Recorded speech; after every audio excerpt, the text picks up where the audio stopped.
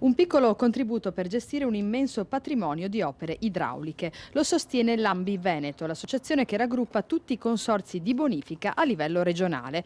Sono 700.000 i contribuenti che in questi giorni stanno ricevendo a casa il bollettino per il pagamento del contributo di bonifica e su questo impazza la polemica.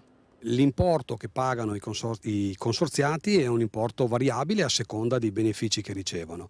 La Regione, ancora nel lontano 2010, aveva esonerato una fascia di contribuenti sotto i 16,53 euro, solamente per i proprietari di immobili urbani.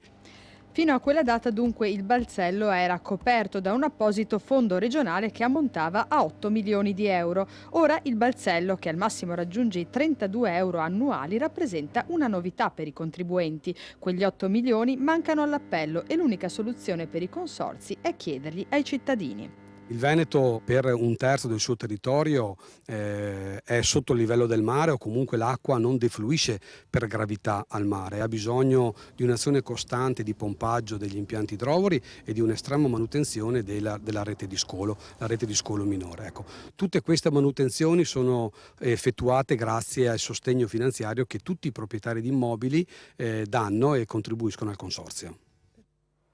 E dunque lo abbiamo sentito, è un lavoro indispensabile quello dei consorzi di bonifica, soprattutto per un territorio come quello veneto che si trova in parte al di sotto del livello del mare. E nella prossima scheda vediamo esattamente di che cosa si occupano. Il 65% della superficie regionale è abitata da 4.350.000 abitanti. Su quest'area insistono quasi 400 idrovore, la metà di tutti gli impianti esistenti a livello nazionale. Una rete di scolo di 28.000 km, 200.000 ettari sotto il livello del mare, strappati alle acque nei secoli, a partire dalla costruzione dell'impero della Serenissima fino ai giorni nostri. Una regione all'avanguardia dal punto di vista della gestione idraulica del territorio, ma tutto questo ha un costo. Quasi 500.000 ettari di aree allagabili che negli anni sono state colpite dalle alluvioni. In queste zone le aree urbanizzate sono cresciute a dismisura e in parallelo anche i consorzi di bonifica si sono adeguati. Oggi la rete conta 1.400 dipendenti con un bilancio complessivo di 140 milioni di euro.